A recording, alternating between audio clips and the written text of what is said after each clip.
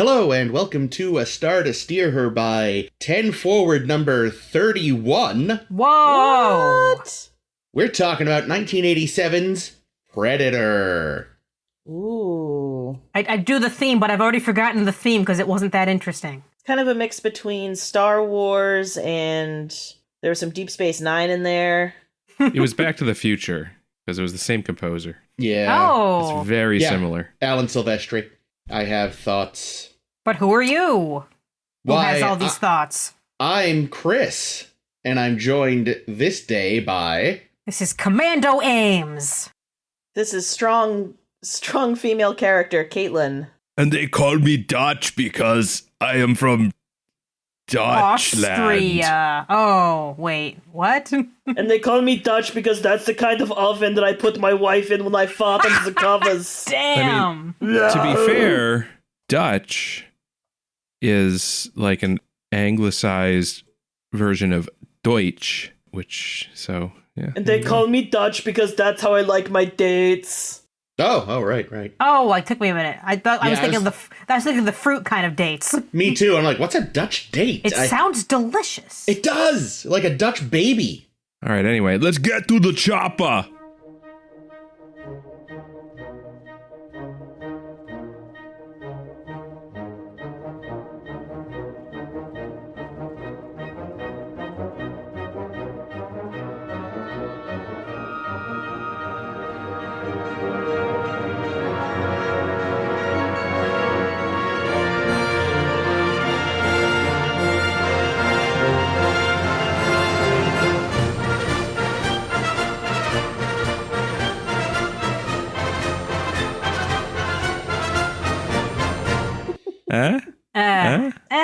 I liked Honestly, so this is my first watch of Predator, and I was expecting Get to the Chopper to be a gigantic moment that, worthy of all the hype. And then it just kind of happened. Was that the right one? Is there going to say it again? Was that it? That's the problem with memes. And yeah, this movie's a lot of... I did not know that this was Dylan, you son of a bitch. I thought that was Commando. What is Dylan, you son of a bitch? That's the arm, the clasping arms. Oh, the clasping arm. I do love the arm clasping. The dick measuring contest? I did not know that was this one. That was great. I do love that still. This movie, if you had said to somebody once upon a time, hey, there's 2 future governors in this, and it's probably the last 2 you'd want. Yeah. You're right. Honestly, I would vote for Hawkins over either of those 2 guys. Arnold does a good job. Hey, guys. I know that we're in uncharted territory and we're really nervous and shit, so I thought I would dispel the tension with a joke. Okay. So, last night I was going down on my girl, right? And I slipped and I fell in. And, on the other side, there was a white witch who was offering me Turkish delight to betray my family. Ames, what I'm saying is, my girl's pussy is so big, it's literally a portal to Narnia.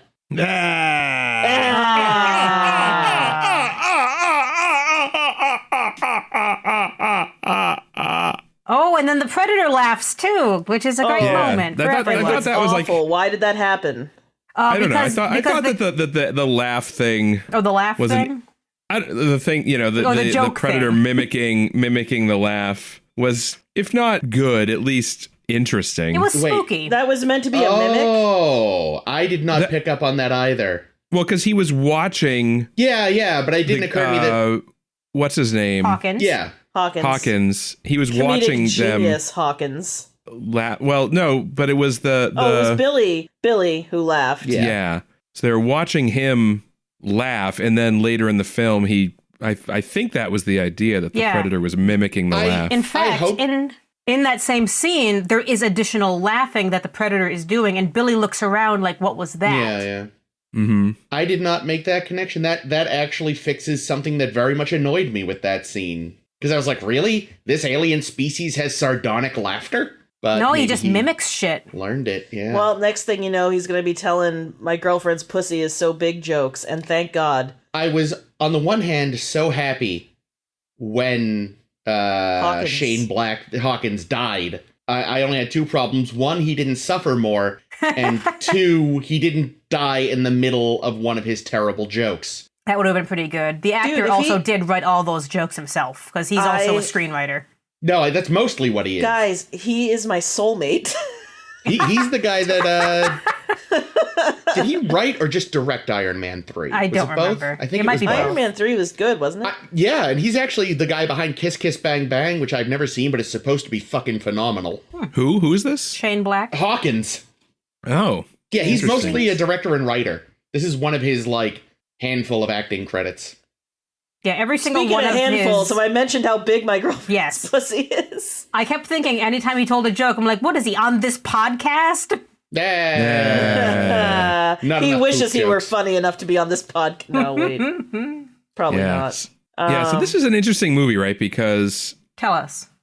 You know, we've talked about a lot of movies from, you know, the 70s and 80s on this podcast. The Alien films, Back to the Future, the Verhoeven films. Like, there's all these films, and we all... Check them all out. All of us.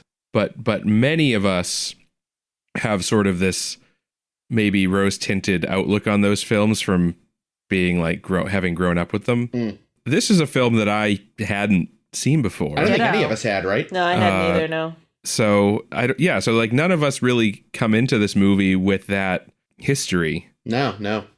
And I was less impressed by this movie than I was expecting to be. It's very straightforward. Not understand why this is the scale it is. I hated this movie. It's probably all the hilarious jokes. I wouldn't say I hated this movie. It's just such a very normal movie. Yeah, no, oh my God. I don't get why it's such a phenomena.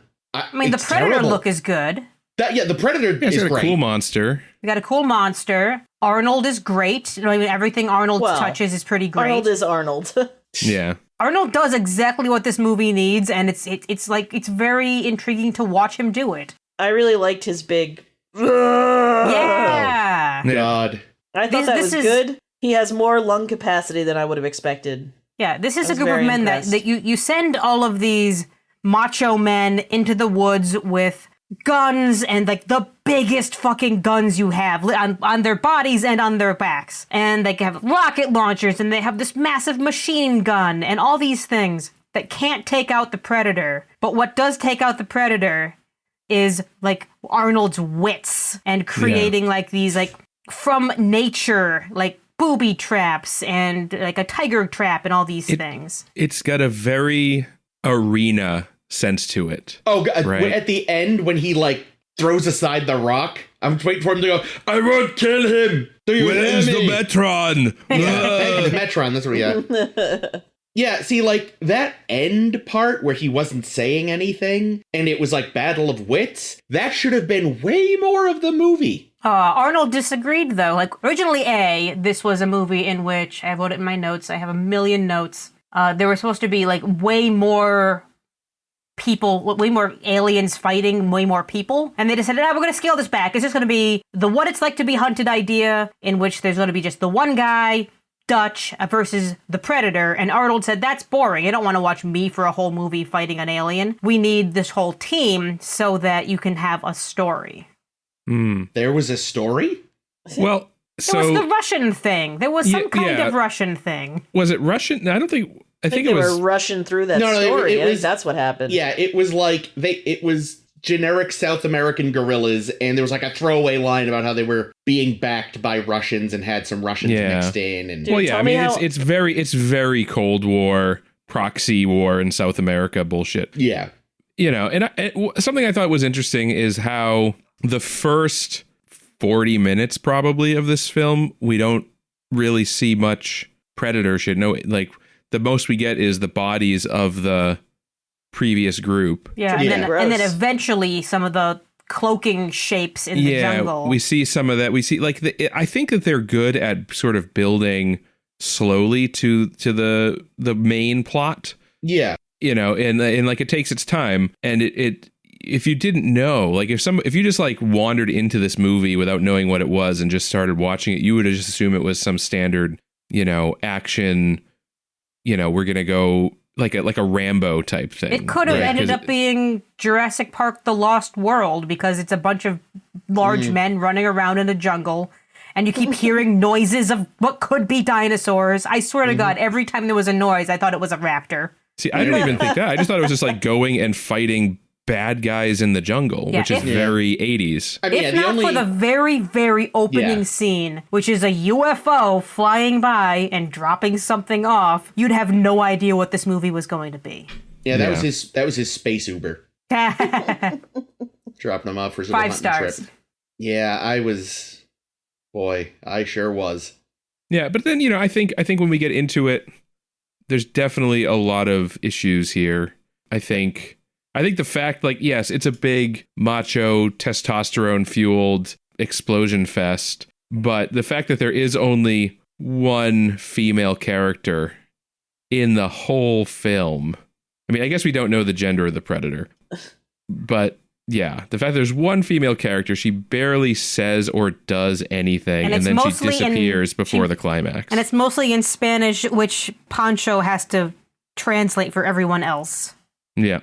Yeah, so I don't know. I just feel like the story in this movie was an afterthought, but then they managed to spend a huge chunk of this film's running time on it that you kind of get to the point where you're like, okay, when's the alien fight happening? When are we going to see the alien?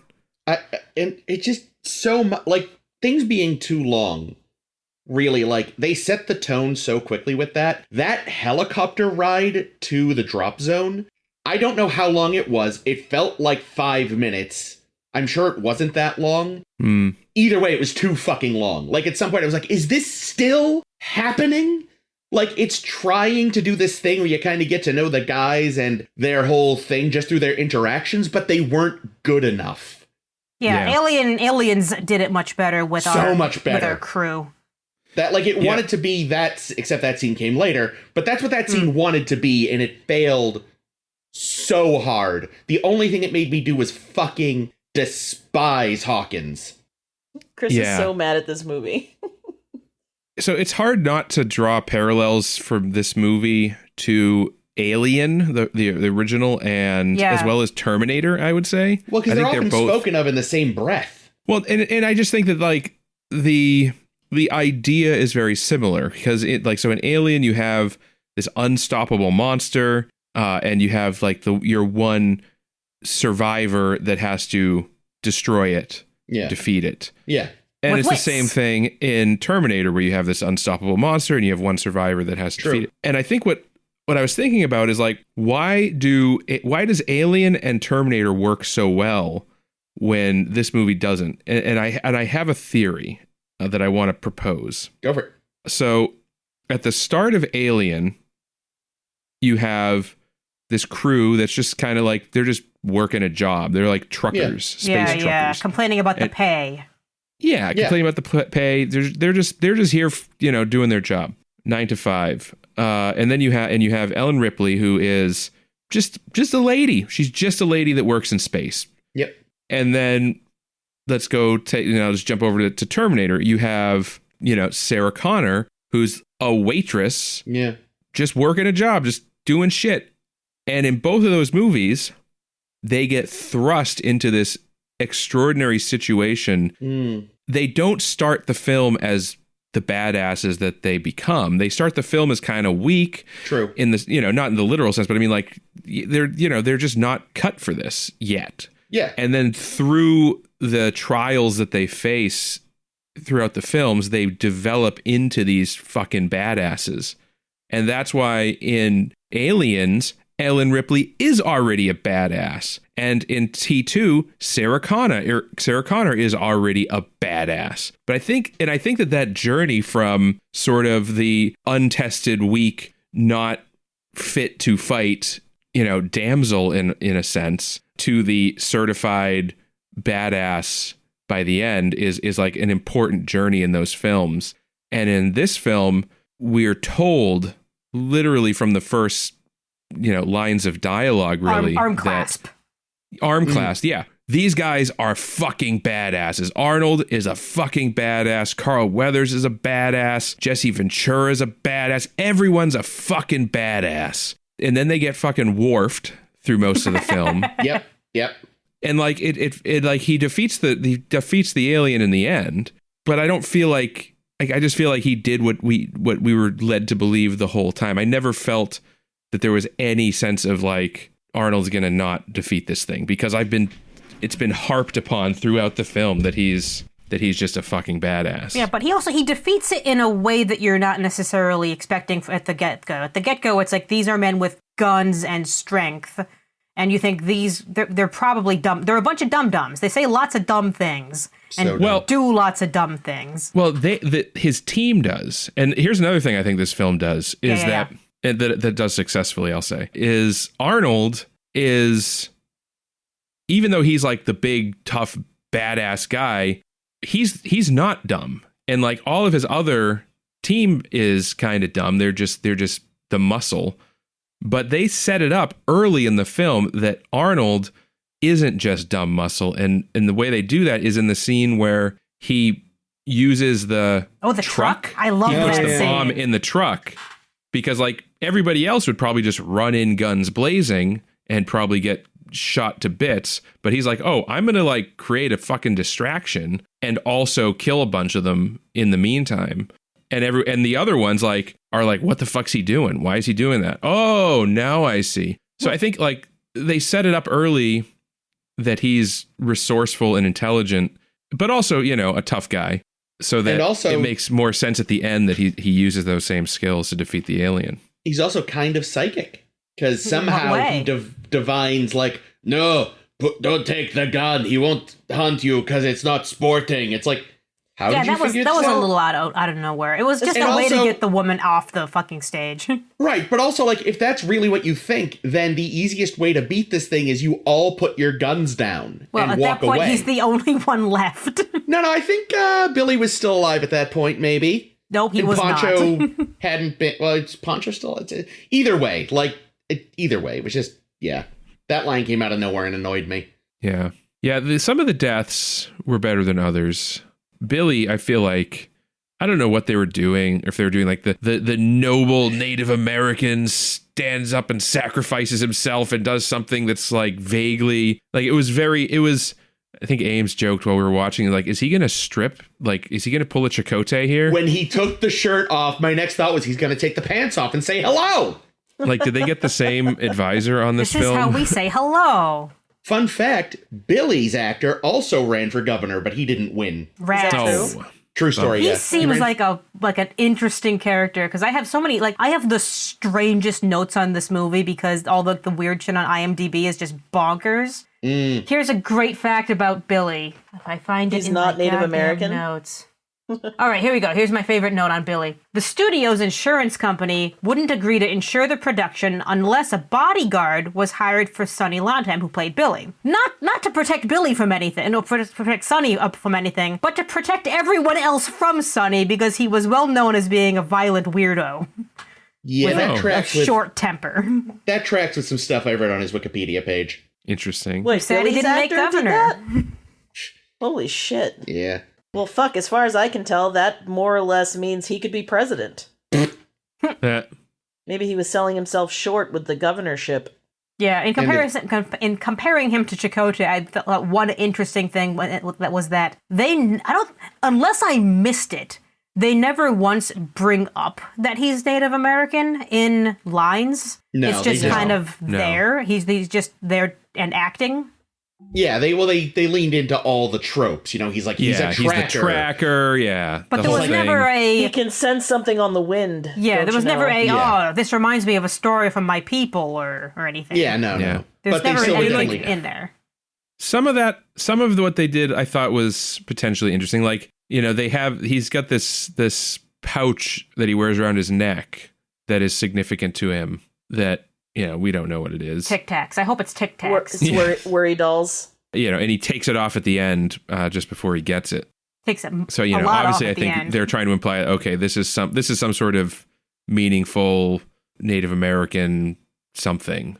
Yeah. But yeah, no, they definitely leaned into the tropes. And I don't know much about the actor, but I'm assuming he's at least part. He is Native? at least half. He has a large percentage Cherokee and Seminole. No shit. Okay, well that's good.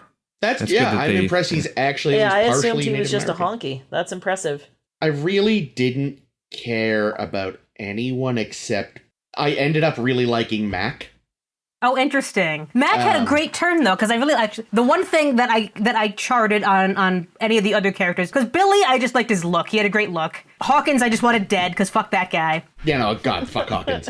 Carl Weathers turned out to like have information that we didn't know before, and he was withholding it from us, and fuck that guy. Well, and he tricked us. It's his fault we're here. It really is. And then Mac just starts off the movie like when Carl Weathers slips down the hill and he threatens like, oh, if you try to, if you nearly, give away our position again, I'll leave you dead and bleeding out here. And then later on, he just loses his shit and does exactly what Carl Weathers, when he just said Carl Weathers did. And just, I enjoyed his turn. Yeah. Yeah, like, I didn't care about Jesse Ventura. No. But I felt bad that his death made Max sad. Yeah. Again, didn't care about, I can't find his name in Poncho. the list. No, Poncho was somebody else. Okay, who are you talking about then? Hawkins? Jesse Ventura was... Oh, Blaine. Blaine. I didn't care about Blaine. I obviously didn't even know his fucking name.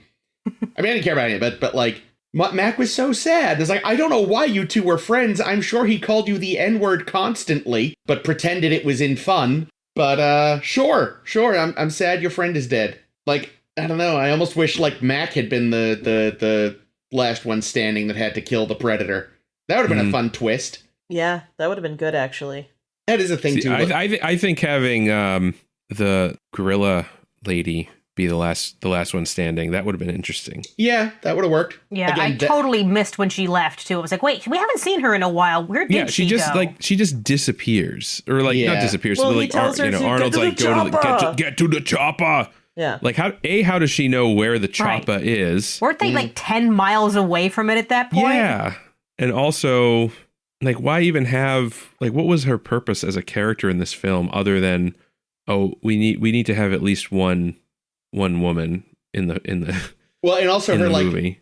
The implication that this is a regular hunting ground comes from her. Because she mentions something about, like, in the hot years, this happens, and so it's a little bit of it's a subtle lore dump of like, oh, they come here semi-regularly, but the weather needs to be a certain way for them to want to for some reason. They being the gorillas or they being the aliens? The Predators. Oh, the neat. Predators. Okay. Yeah, that happens at one point. It's easy to miss. Yeah, it's like those game preserves in in Africa where they just like rich people go to shoot lions. Yeah. I think what annoyed me is that it always felt like this movie was on the cusp of trying to say something and never did it. That's true. It has absolutely nothing to say. Like, is it like, okay, so like, again, you've got the whole, like, we're doing Rambo, but then watch Rambo get his ass kicked by this thing that's so far above him, but in a way that's hard to explain, it doesn't even seem like it commits to that as much. I think in part because for me, like, they all kind of lose their shit too fast. Like, like, oh, these guys are the best. Hawkins gets it, and they all, like, implode, basically. And it's like, that seems quick. Like, I would have liked a slightly more gradual dissolving of their confidence and understanding more and slowly, like, our shit that we rely on, that we have been told is so great that other movies tell us is, like, the key, is pointless. But it all happens so fast, and, like, they lose their stuff so fast. It's like, was that what you were going for, or did you just need to get rid of the stuff? Like, in a way, it's sort of interesting, too. It's like, it's actually just so easy for the Predator to kill them, because, like with hunting, you've got an unfair advantage as a human being. You've got a bunch of guns and shit. The animal has itself, and depending upon the kind of animal you're hunting, it may be a completely docile creature that wouldn't attack you even if it could. But again, it's like, is that what what are you trying to say, movie? I kind of wonder if this movie was deliberately trying to be a parody of Rambo. Oh, I have the story right here. Rambo. Well, so like not First Blood, but Rambo First Blood Part 2 is a very, very, very similar setup where like they have to go, like, if you haven't seen it, the TLDR, Rambo is pulled back into the military after having destroyed a town in Washington State or Oregon or whatever. Seems like a bad idea. Yeah, but he's such a badass. He gets results, Yeah, so they get him out of jail and they say, we need you to go to Nam to get to rescue some POWs. And then he goes to Nam And then the twist is that they weren't gonna, like, it was like some CIA black op type thing, and he was betrayed and misled by his boss. So there's like a lot of very similar situations between the films. Okay. Yeah, I've not seen Rambo, but the inspiration, I'll say, for this movie comes from a different franchise in the R category, and that's Rocky. And that was that there was a joke circulating around Hollywood that after Rocky 4, and I don't know anything about the Rocky movies, but I'm told Rocky, likes to fight things. Yeah, he punches real good. And since he's so good at doing the punching, that he's run out of earthly opponents, and he'd have to fight E.T. the extraterrestrial for a 5th movie to be made. And the Thomas brothers took this inspiration from this joke and made a screenplay about it. And they even got Creed to be in this movie. Carl Weathers played Creed in the Rocky films. Oh. Now I'm just picturing poor little E.T. getting his ass handed to him by Rocky. Poor E.T. It's like he can't even lift his arms because the boxing gloves are too heavy for this spindly little bastard. He's also a puppet. And they're like, yeah. And of course, since we're on action movies in the 80s, the original Predator was Jean-Claude Van Damme. Oh, yeah. Have you seen the footage? I have not, but I've seen the pictures, and boy, that's got a dumb head. I didn't know there was footage. Oh, shit. I have. Do we want to just watch it right now in the middle while we're recording? I'll share a link with you guys. TBD if you guys want to watch it now or if you want to watch it on your own. Yeah, I mean, I've seen the pictures, and its head is dumb. It's so, like, the final alien is definitely better. I heard that there's been some conflicting, like, stories as to why Van Damme got canned on the movie, and like one story I heard is that he was told, like, he believed that it was going to be like an acrobatic type of role, or like, because Van Damme is kind of known for being like nimble and like a martial artist, and then when they got him in the suit, he was like, he couldn't move or breathe in the suit and just like was lumbering about, and they decided to redesign the alien. Yeah, thing I read without Van Damme. Yeah, the thing I read about Van Damme is that he's 5'9", and they decided, he's not quite imposing enough around, Schwarzenegger and Carl Weathers and Jesse Ventura, who are all very tall, very muscular men. That it looked too. He looked too like minuscule next to them, so they wanted someone tall, and they got our good friend Kevin Peter Hall. Rest in peace. He was fucking great. He played Leor in the TNG episode The Price. Leor the name sounds familiar, but I don't know which episode is The Price? The Price is the one with the wormhole, with the Barzan wormhole. He's one of the aliens that are in negotiations for this wormhole. He's the very, very tall one because Kevin Peter Hall was 7'4". Holy hell. He started life as a pro basketball player, shocking, and sadly died at 35. That sucks. He was also Harry from Harry and the Hendersons. No shit. Oh, wow. And was purportedly considered for the role of Geordie LaForge. He did not get it. They would had to have redesigned a lot of sets. I mean, just think of it, like, he probably fucking would have had to bend through the turbo lift every single time. Yeah. Briefly, I'm going to show Caitlin a picture of the original Predator. Oh, yeah. It's stupid looking as hell. It looks like a horse skull, kind of. Yeah. Kind of like an insecty looking horse dog face thing. Yeah, it reminds me of like some of like a shitty Killer Croc. Yeah, either way, it's bad. Yeah, it's not good. The final one we got is much better. Yeah, the look of the Predator is pretty good. But you know what though, if you gave this some horrifying Verhoeven style stop motion, it'd be pretty creepy. And then shot it a whole lot. Yeah. Even knowing what Predators look like just from the zeitgeist and being just done with this fucking movie, the reveal of its face and the animatronics behind it. Oh, yeah. That was beautifully mechanically done. Like, I cannot deny how good that looked. Yeah. Yeah, there were some great effects in this movie, I thought. Yeah. Yeah, the first time that we see it doing its cloaking effect, I'm like, oh, that's awful. But then, like, after that one first scene, because I think it's because the Predator was so close to the camera, dragging Hawkins away. And the way they did that was, they filmed once with, it may have still been Van Damme, I don't know, in like a red suit so they could take him out of the green jungle. And then they shot the same thing, but with like a widescreen, and they put the widescreen over the red suit. And it looked jarring. But then anywhere else in the movie, it looked fine. Yeah. So I mentioned Alan earlier. Alan Silvestri. Okay. And I'm going. Are you and Silvestri on like a first name basis? Basically, because Okay. I mean, Alan Silvestri, very, very important to me. I loved, I grew up on Back to the Future. His scores for that are why I became obsessed with movie music. I got into film scores because I loved the Back to the Future music. Alan Silvestri was 1000% the wrong choice for this film. You hire Alan Silvestri for bombast, and this movie needed tension. And it had almost none, and his score didn't help. Now, I'm not laying it completely at the feet of the score. There's a lot of other problems. But, there's just one scene where they're supposed to be kind of I think it's even before things hit the fan. I think it's when they're just creeping up to the base. Okay. The, gorilla base, when everything's still normal. And it's this kind of bum, bum, bum, bum, bum, bum, bum, bum, Alan Silvestri version of, tense. And even that's not tense. It's his stuff, again, I think over the years he's finally learned how to do subtle. But in the 80s, he did not.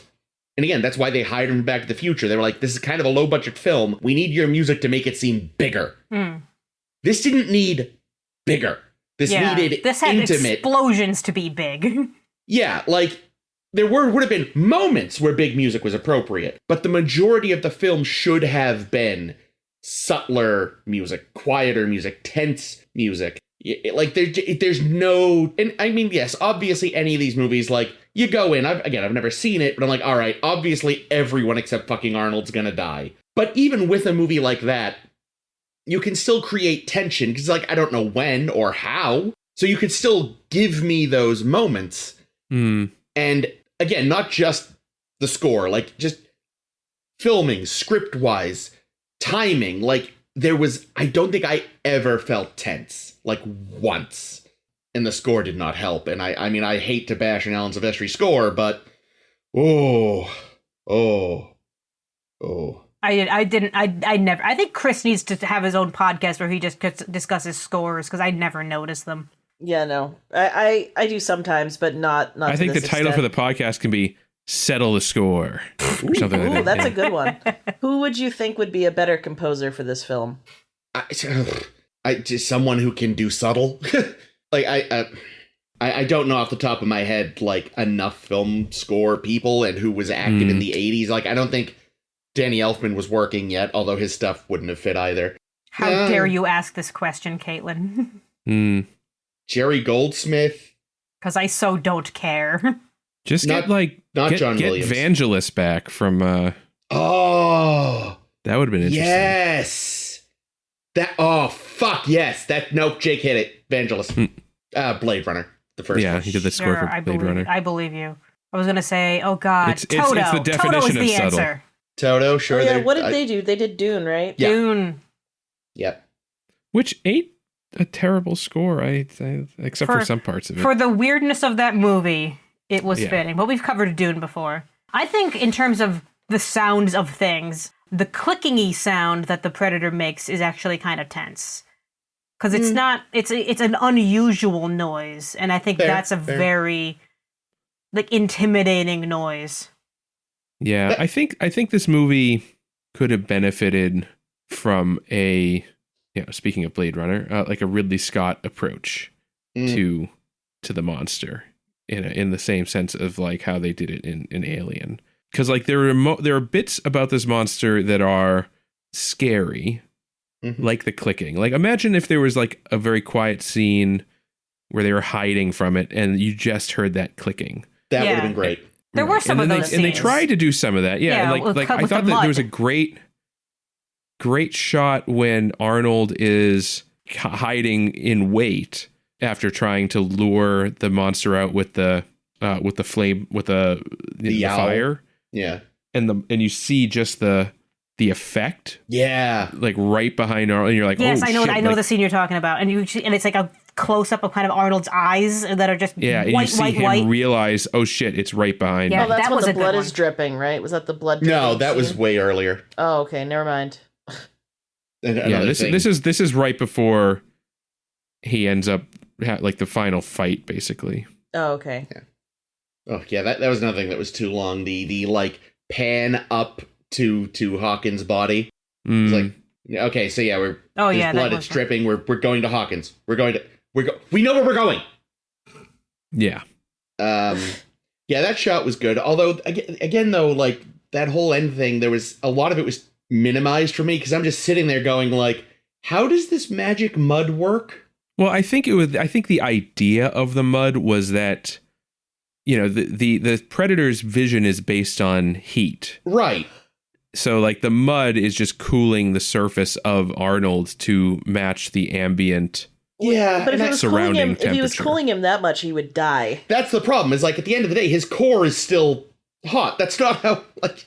But that's how infrared works, though, right? Because if you assume that the vision's based on infrared, it's only going to be the light that's reflected. So like if you have an infrared camera, it's only going to show you the surface temperature of something. It's not going to show you what's inside.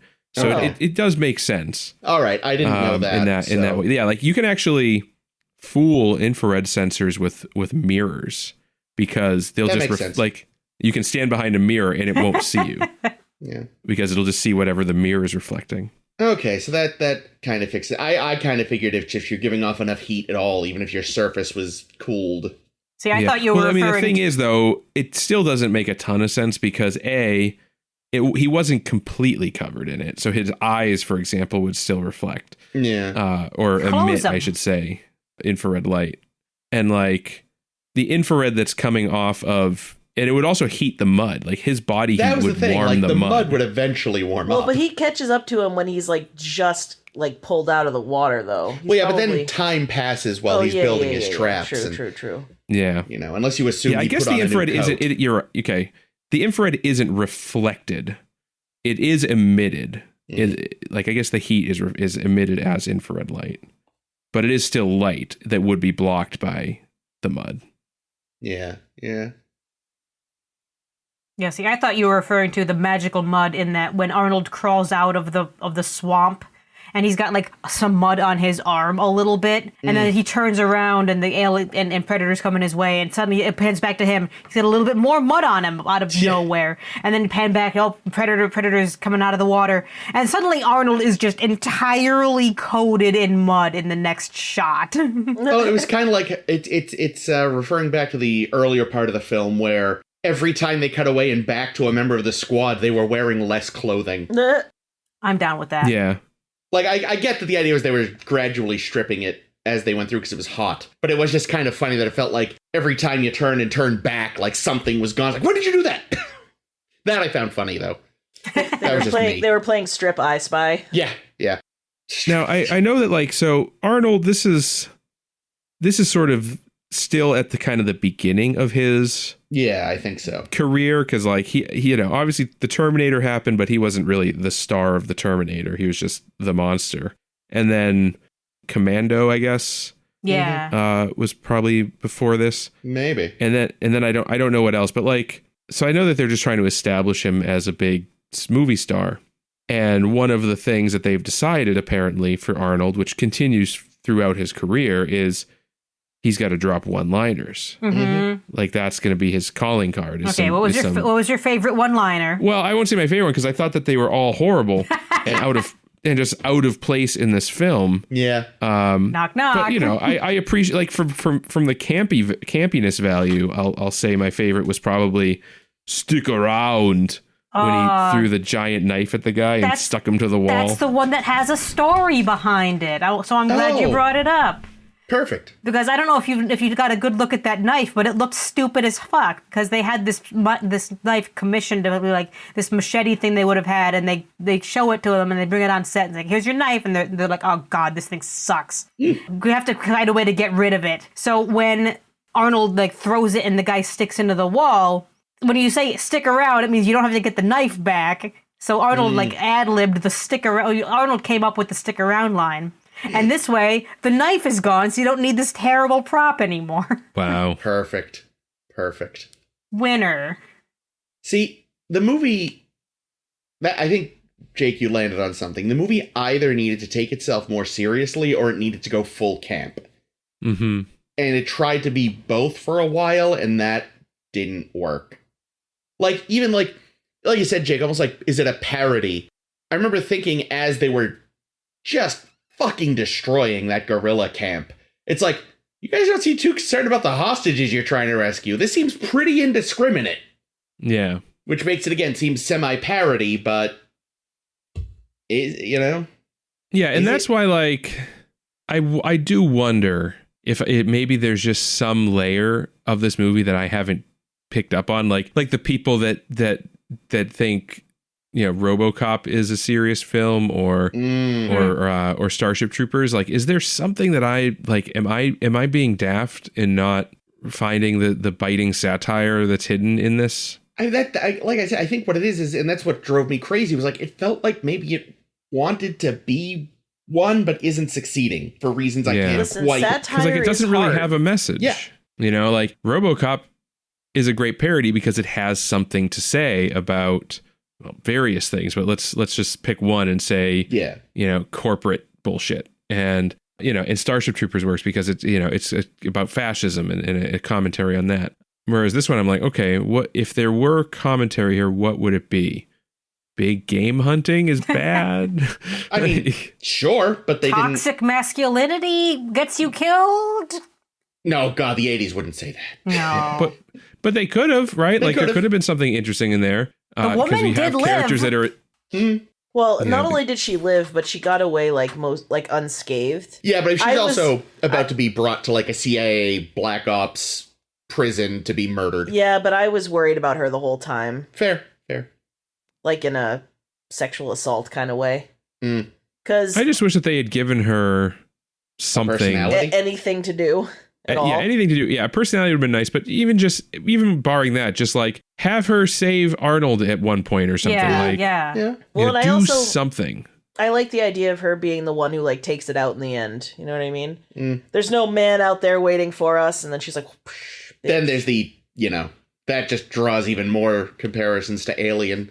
Yeah, that's fine. Alien. This fucking movie would do well to be compared favorably like that to Alien. Alien is the superior film. It also, like, took a big chance, and again, I think didn't work. So much of this film takes place during the day, and, like, when you're doing a scary film, and it's, like, that's one of the things people always talk about with relation to The Shining. So much of that movie takes place, not just during the day, but, like, there's rooms with huge windows, and there's natural light streaming in. And right, it's like, and there's all the snow outside, too, that's just reflecting more light. Yeah, so it's bright. Like, and it was a big deal. It was like, this guy did a horror movie, a creepy movie, that wasn't mostly in the dark. And again, this, like, took that chance. It's like, we're going to do most of the stuff in broad daylight, but boy, they didn't manage to make it creepy. Yeah, well, I think I understand the idea. Yeah, totally. So, like, what, like, the reason you do horror movies or, like, monster movies in the dark is because you can't see the monster because it's, you know, it's lurking in the dark. Whereas this, you had a camouflage monster that, like, so you can, in theory anyway, have that same, like, oh, where is he? Yeah. Oh, he's right behind you in daylight. But again, and if you notice, it wasn't really like the big final fight happened. But that was also when the camouflage stopped working, and you know. Yeah, and like, yeah, I could totally get. Again, had this been done better, it's like even the day isn't safe. Can be scary because the cliche is night is dangerous. You know. Arnold Schwarzenegger stumbles into its little den, and there's just page after page of all work and no play. Makes Predator a dull boy. So yeah, again, probably what they were going for. Like, look, even the day isn't safe. But again, I never felt that as much. Yeah. It's the tone. I think a lot of the complaints that we have about this film come down to it didn't strike the right tone in multiple ways. Well, what was the tone it was going for? Well, I don't know. I don't know what it was trying to be. I don't think they might not know. That's the thing. I don't think it wanted to be a horror movie. It wanted to be Rocky. It wanted to be Rambo. It wanted to be an action movie that just happened to have a scary alien that really, if you remove the scary alien and just make it a guy, it's the same movie. Yeah. True. Yeah, I mean, it's based on... in a sense, you could actually replace the alien with Rocky. With a Or, dinosaur. I mean, not with Rocky. No, not with Rocky. With Rambo. Yeah. You have because like the way the alien hunts them is very similar to the way that Rambo like hunts and kills and tracks people in First Blood. Like it makes me think of tangentially related to Carl Weathers, the first season of Mandalorian, where there's the prison ship. Mm-hmm. And like I think it's like the last 10 to 15 minutes of the episode stops following Mando and starts following the prisoners he's chasing down. And it turns into a horror monster movie on a ship, except our hero... You're rooting for the monster. is the monster. And that's a good episode. It is. It is a good episode. You're watching them, pick them off one by one, and they're like, oh, fuck. And like, yeah, I would this have been better if it was just a guy? Maybe. Yeah, there was really no reason for it to be an alien other than... the joke. Yeah. The cloaking. Yeah. The cloaking was something. The cloaking was the thing. It's the Jem'Hadar meet the Hirogen. Yeah. Meet the Gorn. Yeah. And Tosk, just cuz. We love Tosk. I am Tosk. Our boy Tosk. Oh, duh! I haven't brought this up yet. This is actually my favorite part of the movie. The very end. Shocking.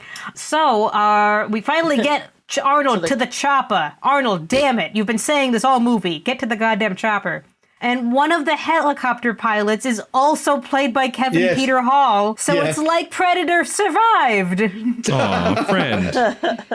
Okay, you know what I did enjoy? And more movies should have done this and should do it. They should bring it back. I feel like a couple different 80s movies did. The end credits were just they look like a sitcom.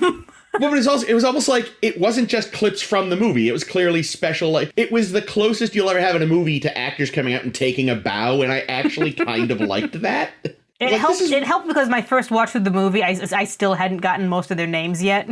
Mm-hmm. So it's like, oh, your name was you were Poncho and you were Billy. Okay, I got the names down now. Good, we're good. Wow. Well, I found this reasonably enjoyable. I didn't hate it. I did enjoy it, but I recognize a lot of the issues here. It took finally getting like Predator out and being a character to get me more invested because, I think we stopped the movie when the first time we see Predator to see how far in we've gotten, and it was about halfway before we even see the Predator licking his wounds and stitching up. And then later on we get more and more of him. I knew there was something I wanted to say, and that's it. That was one thing I did really appreciate. That was actually a good bit of showing and not telling.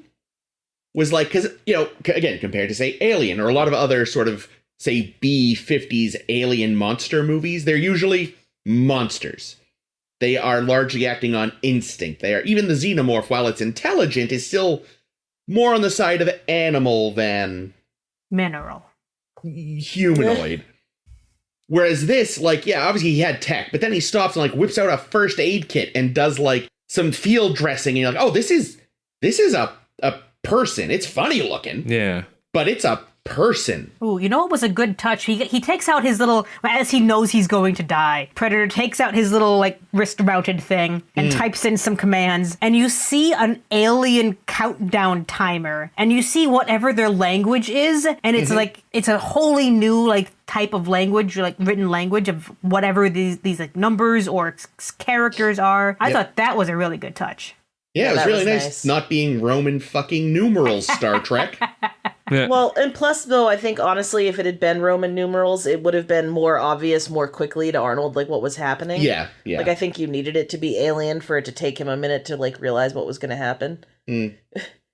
Oh, and the Predator's vocalizations were Peter Cullen, better known to most of us as Optimus Prime. Oh, no shit. Yeah. Ah. Even that fucking terrible laugh at the end? That I don't know. Oh. No, Possibly. I think that was Billy. Yes. That was just reverb from Billy. I see. Yeah, I did read about Peter Cullen coming up with the clicking-y sound because he had just come off of doing noises for King Kong and was coughing up blood from all the noises he had to make for King Kong. Jesus Christ. Wow. I don't know what happened in King Kong. For all I know, Peter Cullen got smashed a lot with a hammer or something. Sounds like it. But he chose this vocalization because it would be easier on the throat. That, yeah. No. Hey, whatever works. Yeah. Yeah. It was a good choice. I think all of my last notes are just about all the weird fucking shit these macho men did, like, while they were, like, living in the hotel together. Because they just sound like the rowdiest bunch of assholes.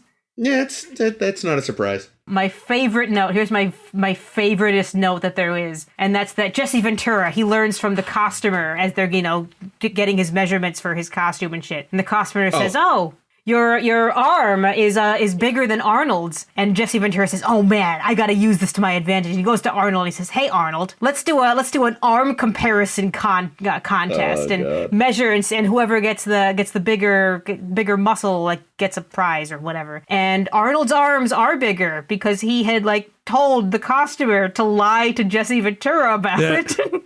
Which is the most Arnold thing I've ever heard. That's that's great. really funny, because when I was watching the movie, I accidentally had X-ray pop up for a minute, which, like, tells you facts. And they either didn't include the entire story, or I just, like, stopped paying attention partway through it, because I had read, like, Jesse Ventura was psyched to learn that his, like, biceps were bigger than Arnold's, and I was like, holy shit, how is that possible? So thank you for finishing the story for me, because I guess apparently I only got half of it. Well, screw you, X-Ray, for not having the whole story there. Well, it might have been. I have ADHD, Ames. I don't know if I can blame X-Ray. That's good. Another cute note, Bill Duke, who played Mac, just decided on his own. One of those tense moments, they decided to show the tension by having him holding a razor blade to his face like he was shaving. Yeah. And then snap the razor on his face. Oh, that was him? He just decided that's what he was going to do. So props department realizes, God damn it, we have no notice for this. We have to rig up a razor blade that will squirt blood and still be safe and all this shit. Yeah, that's funny. Yeah, that was a weird little twitch he had, but the payoff kind of worked. Yeah, he was a fun character, I thought. By the end, I was really into Mac. Yeah, I was rooting for Mac. I felt bad for him. I knew he was fucked, but... Yeah, he showed a really good range of emotion, and... Yeah. Like, you feel like you understood, from what he was saying, the sort of the backstory, and, being the only part of their platoon or whatever that had survived, and, like, there's, like, a brotherhood there. They did a really nice job of... They did a really nice job of having him talk to himself in an expository way without making it sound stupid. Well, and that's hard to pull off. So yeah, credit 100%. Credit to his actor. His name's on this list somewhere, but there's so many names. Bill Duke. Thank you, Bill Duke. Yeah, he's familiar to me for some reason. I can't figure out why. Yeah, me too. And I looked him up, but I didn't see anything that jumped out. I was like, yes, that's what I would know him from. Apparently he was in Sister Act 2, but I can't remember it for the life of me. It was probably a small part because he also directed it.